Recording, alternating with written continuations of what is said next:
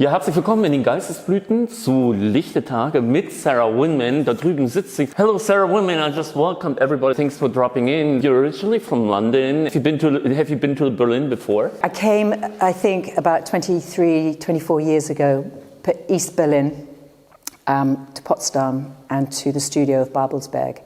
In my former incantation as an actor, I was doing an overseas commercial for a fish restaurant. And we shot on the set of The Pianist. Apparently you have two very appealing professions. You're an actress and you're an author also.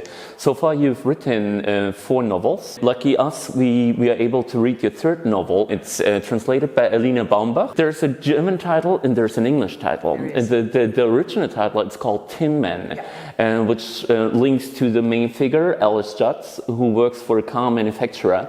But of course, when I first came across your original title, The Wonderful Wizard of Oz hits me. So is there some reminiscent to Baums' very favorite children's novel also? It wouldn't be the novel if there was, because I didn't know the novel. I mean, I came to the film, as many people did, as a young person. It wasn't based on that. So the Tin Man in a car factory in Oxford was a job. He was known as a tinny, and a tin man is a very highly skilled panel beater. So in the old days, you would have the production and the assembly line, and then in various places along the line, you would have these panel beaters of various skills. So when it was just really rough and they're putting it together, these guys would be like hammering doors to try and smooth out the problems.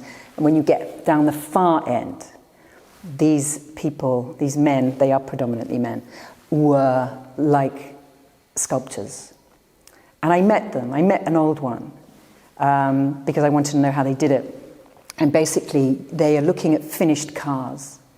And the paint is done, it's all there, and they have these white gloves on. So you've still got the industrial noise, and they run their hands over it because you can't see these flaws. They're so skilled. And then they can actually get behind and knock out a dent without damaging the paint. So it's an incredible job. And the reason it was called that was because, as you say, Ellis had dreams of being an artist.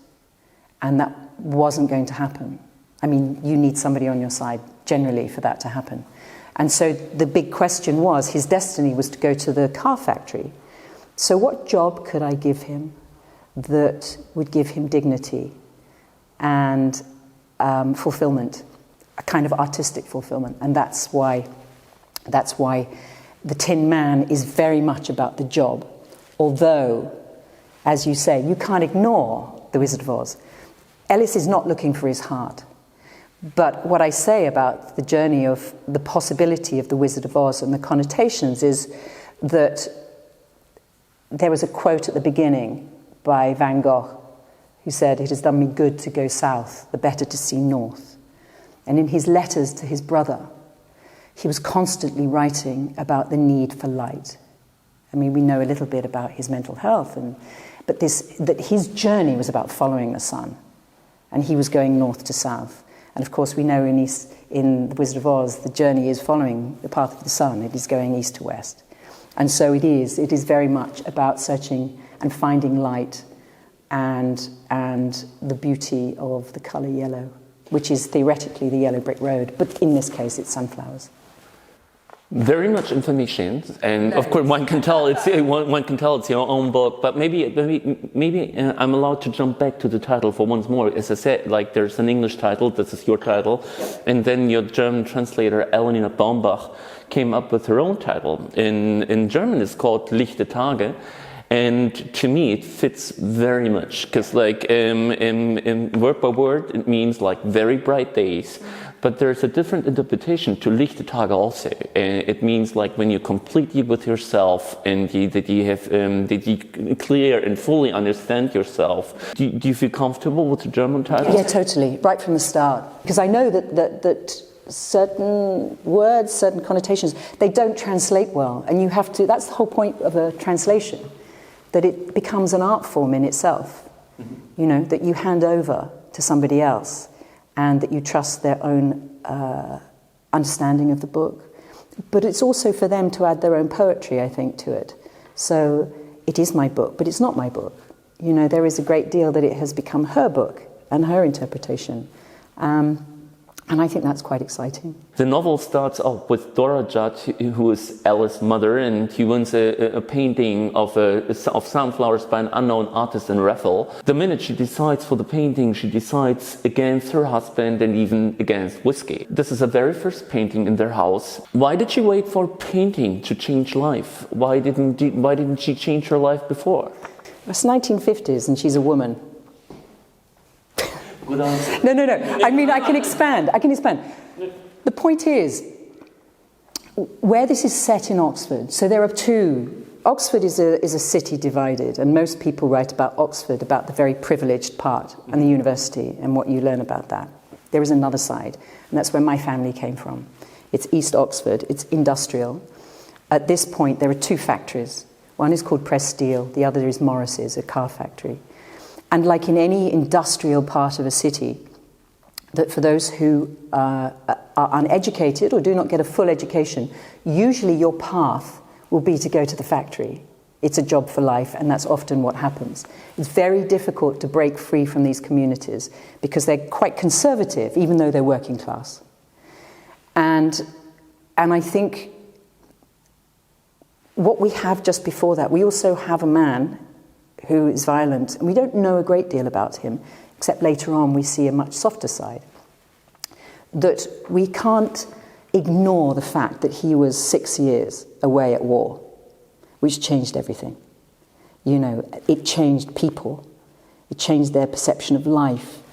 And Dora, you know, she's not an educated woman, she's a working class woman, and there's just not that much scope at that point in time in England to break free. You can be, you know, she had it in her. And the point is it a failure to break free when you're 30 rather than when you're 20? Or is the whole notion of breaking free at some point in your life your life's work? As I sell books and I believe in arts very much, do you believe art, music and literature is able to change or twist a life only for the better or also for the worse? I think it can have a duality. I think predominantly for the better, but I think sometimes we put too much pressure on it. I have my own feelings. I think art is an incredible, all art. So we're talking books, we're talking visual art, we're talking music. As far as a landscape, as far as a place in order to walk into, I think it's priceless, and I think it goes parallel with being a human being. And the big question is that we need to allow that landscape open for everyone. So it has to be a democratic space, and that is being eroded in our state schools in England, very much so. So people need to know that this is there for them. They need to have something that at times of need can take them out of their circumstance. And I think that's the greatest gift. If it's just for an hour, if it's just for 10 minutes, but something that in that moment they get a little inkling that they are more than their circumstance. And I think that's the greatest thing. Of course, we know it's also there just for absolute sheer pleasure. But I think it can also, can it be bad? Can any art be bad? No, I think confrontation is good. And it's also there, books especially. You know, it's there to confront beliefs that you have long held that have reached their expiry date. It's all about beliefs, but it's also about learning. Yes. And the main figure we haven't talked about yet is Ellis, Dora's son. And he's a tin man, as he pointed out in the first dance, and he likes to paint very much. He doesn't want to be a tin man. He wants to be an artist, as you said yourself. And he's a dreamer. To him, his mother Doris resembles the whole world he believes in, and she is his muse also. But once of a sudden, she decides to leave her family, even though she knows what she is for her son, and that he admires her, and that he draws her, and that he wants to be close to that he wants close to his mother. But the minute before she leaves, she advises him to better finish the school and always believes in himself. But where is he supposed to get his self-confidence from when he feels to be let down by the person he believes in most? Well, that's the big question, isn't it? You know, we all need somebody when we're going to break free. We need something, generally. We need somebody on our side. So do we always need somebody to push us? I think so. I mean, I think you need somebody to say, if the move is so out of character or out of character of your environment, there are some people who do have a sense of themselves and they just go for it. But majority, and myself included, I often needed somebody to say, yeah, you should do it, go for it. You know, that very simple phrase. I don't know, are we so in touch at that age with our instinct that we can follow it up with action? I don't know. I don't think my generation of women were. I think that's the greatest gift that you can give a young woman, is that her instinct remains intact into adulthood. I'm sure men would say the same thing with what you've said, but I do know that women are not. We're told time and time again that what we feel is not what we feel. And so I think there is a point where you need somebody. You know, part of that is my story. We all need somebody to rely on, and we need to somebody to reflect us and to talk to, and to encounter with. And there's Leonard, Ellis' father, and he quickly consoles himself with a heavily perfumed carol. So when Ellis no longer standing at home, he leaves for a befriended store owner called Mable, and he moves in with her. With her, he gets to know a boy about his age called Michael. Michael's gay, and this doesn't matter to Ellis at all. And they're very close friends at the beginning, and they live together and they work together, and they even have double dates. And they have double dates with girls and whom they kiss, and they take him to the bus afterwards. But at the very end, and they end up in bed together. And of course, this wasn't a game. It was love, wasn't it? Yeah, for sure. I think it was love before that. When somebody has been so disabused of their notion of who they are, which was Ellis and his father, telling him that he's not going to do art and he's going to go to the car factory, and that you move into that space of what is required and what was required in order for him to survive, which I think is pertinent because his father is violent. He needed to be like everybody else, even though his mother had brought him up not to be like everyone else, in the sense that she kept saying to both Ellis and Michael, I believe that men and boys should be capable of beautiful things. And that's what she kept instilling, because she knew the environment. And she knew the environment was a very, I don't know, what would one, hyper-masculine, and that she believed there was room for something else, which is what her interest in art was about, her interest in Van Gogh, in reading about him, in understanding where the sunflowers came from, and understanding that this moment was this act of beauty, but act of love as well. She believed that men could love each other. But did Ellis' father, Leonard, teach him some kind of fear? The fear about being different? Yeah. Well, I think Ellis knew he was different, but his difference blossomed with his mother, and then left with his father. His difference became something that could wound him, and he knew that. It's the story of many, many LGBTQ kids today. Right. That, you know, you can have lots of organisations, or no, not organisations certainly, but lots of individual people saying you should come out, and it's like, no, you shouldn't. You come out if you're safe. You know, your environment has to be safe before you make these kind of declarations, and for many people that's not true. And it's not a failure not to come out. You need to preserve yourself because you're precious, and you need to take yourself into the world until that time that you find people who will love you and support you, and then you can make your declaration of who you believe yourself to be. And I think that was the problem at that moment with Ellis being at home, was that with his mother it was unspoken. You know, she knew the boys loved each other. Whether she had the language of what was going to be, who knows? But she wouldn't have cared. You know, that was irrelevant. She saw them as these beautiful, sensitive young men who were capable of so many beautiful things. And that was enough for her. So when we talk about, they double dated, he was waiting for a time to be safe. And obviously that move to Mable made him, it was safe for them both to be there in that way. At the age of 25, Ellis meets and falls in love with his 30-year-old Annie while making deliveries, but his lovers don't change places. His feelings for Michael and Annie, they overlap somehow.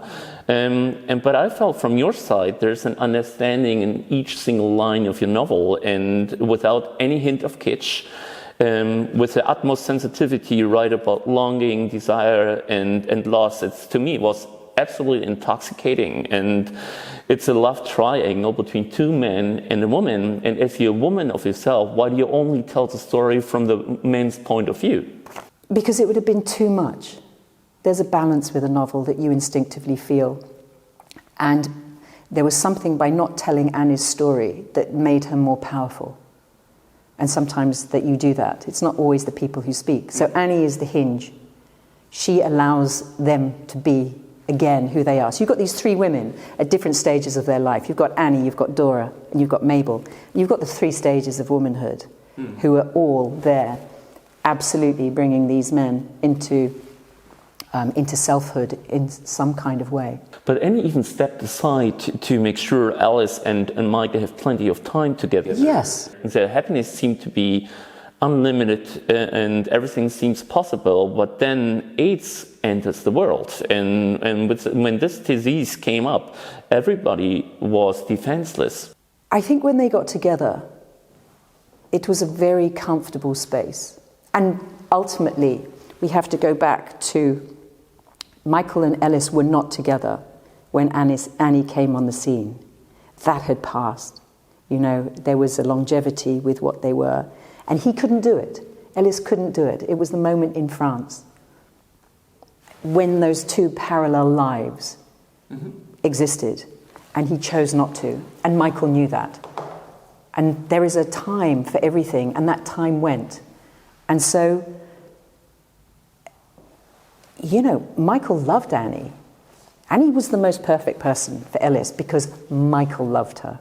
He loved who she was, her spirit. There was, I think with Annie, there was a kind of a sexual kind of frisson that she had with Michael. Whereas with Michael, it was a sister, you know. But there were these individual, everyone had a valid and individual relationship with each other, which balanced it perfectly. And it made them perfect, and it made them right. And then I think it was Michael's realization that they could exist like that. That could just be it. But if he needed something more, he would have to break it. Because they're perfect, there was no room. This triangle could not become a square. And so he made the decision. And I think it's actually true. I think a lot of gay people, let's say queer people have done that. Maybe less so now, but I look at my generation. That sometimes we didn't know how to negotiate the relationships we had with our own queerness. And sometimes we just walked away from friendships. I did, you know, and so I'm writing, that's what he did. And then, of course, off stage of the book, we know that he discovered a positive status and all of that. And that brought about, and then he went, we go through the stages of him on the AIDS ward at St. Bart's Hospital, and the realization of what love is and what he left behind, and the only people really that he's ever loved. And I think that's a natural journey back to it. Whether it's to say goodbye, I don't know. There's lots of endings that you could add on to that book, but it didn't come to that. So I think that's what it was. I don't think it was cruel. I think it was a very misguided moment that was clumsy, that spoke of his own loneliness. But I think it was just him needing to go and do something else for him, really. Lichte Tage, Timman it's a really one-of-a-kind book. I trust every single word, and I feel very entertained also. So, of course, it's a novel, but I take it serious. So I almost take it for real. One can tell you must have had similar experiences, and because you know how to sneak into the emotional, into the emotions of your cast very much. But when it comes to different genders and sexualities, publishers in Germany, for instance, are increasingly nervous and have novels cross-checked by so-called sensitivity readers. So what do you think about this safety belt sensitivity reading? And does everything have to be self-experienced, or do you believe in empathy? Oh, and I totally believe in empathy. I only write from empathy. I mean, I think empathy is one of the greatest political acts there are. Where do we take this? Do I have the right to write about men, gay men? Well, I'm a gay woman. So do I have the right to write about another gender? Yeah, I think so. I think we've been writing about gender for a very long time. I think I have the right to do that. And if I don't do it well, I'll have enough readers who say I don't do it well, and then maybe I'll stick to writing about women. But, that's what one tries to do. And I suppose, is that valid? I think it's valid if we start to look at that we talk about the duality of ourselves and the duality of our lives and the duality of our energy, so masculine and feminine. I think that's a valid point. I don't think there's anything wrong in me writing about men. I think I do it sensitively, and I know what I'm trying to do with that. More and more, I'm trying to write about good men, because I think that is the way forward for the world, and that is the way forward for the women's movement. So if we put that aside, when we talk about people writing about other cultures and situations like that, what I have always said is I think people have the right to write and imagine what they want. But my God, you better do it well, and you better do it correct. And that is the right of the artist. But there is another space, and that is the publisher.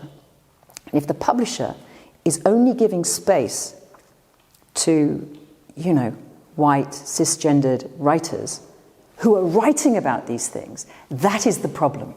When space is taken away from the person who has experienced certain things. And so it's a very careful balance. That's what it's about. And a lot of this is about diversity within publishing, not so much focusing on the artist to do things different. That's about imagination. Some will get there, some will not get there. But it is very much about publishers looking for the stories that come out of certain cultures, certain societies, certain different elements, and that's what it is. So, I mean, I don't know if I've answered your question about sensitivity. I don't know about that. I just think space needs to be given to the people who need it and who really deserve, because it's their story. But I don't think that necessarily stops artists from doing what they do. But it might just be harder for their work to be shown. I'm so thankful for your words and for your thoughts and for your views. People had the chance to witness similar questions before. We talked about Toni Morrison, for instance, or we talked to Tori Peters, who came out as a trans woman, and she has her own thoughts about sensitivity reading, which I share very much also. But maybe I can ask you one very, very last question, as we just hinted, imaginations, and Alice is a dreamer. So, what do you believe happens to the dreams which are unfulfilled, which we don't dare to live? Do we just pass them on to the other, as maybe Leonard did to Ellis? I think we do. I think families pass on the unlived life, and that can be in many ways. But I do think it's part of the DNA of what we do, and I think any kind of guardianship or parenting around young people, I think it's best to understand your own unlived dreams, because little people have their own way. They come into this world with maybe their own journey, and it might not be yours. So it's how much you're going to allow them to live that way. So is this one side of writing, passing on dreams? I think what it helps me try and do is to be a better person. That's what I think writing some of these stories does. It's a kind of an aspiration that I sought out, that in my writing of characters and what they're doing, I'm believing in something better. And if I can believe in something better, then maybe that will nudge me to live in what I believe, or in a way that I believe. I do think I'm interested in empathetic stories now. I've reached that age. I wrote differently in my 20s and 30s. You know, I wasn't writing thinking there was a goal with writing, but the kind of writing that I did. And I'm not that. And my 30s was very much, I would write, you know, I was very angry, which is a very natural place to be. It's a good place to be, you know, and my anger isn't quite there in the same way now. I'm far more watchful, and I'm far more observant with my energy, and I listen more. And the stories that I want to tell are about that. So it's not, as I said, about dreaming. It's seeking solution for what is so fucked up today. You know, and believing that there is another way. And believing that if I can, because most of my stories, they're queer stories, and I work hard to make them readable and accessible, and, you know, that they can slip into a kind of a mainstream area. Because I think somebody who's reading a book and don't realise it's queer, that's wonderful. You know, it's the Trojan horse of literature, that you get in there and then somebody might have just read something that they think is incredible or beautiful, and then afterwards they realise, oh, that was two women or that was two men. And in that moment there is change, whether they like it or not. And if that's one person, and they say to somebody, oh, I read this book, then it becomes two people. And that pyramid of change, you know, can be incredibly potent and virulent. So I suppose that's what I do. I write because I enjoy it, and I think it's good for where I am today and what I want to do. But I think that's probably unmasking it is sort of where I am. Thank you so much. Thank you very, very much.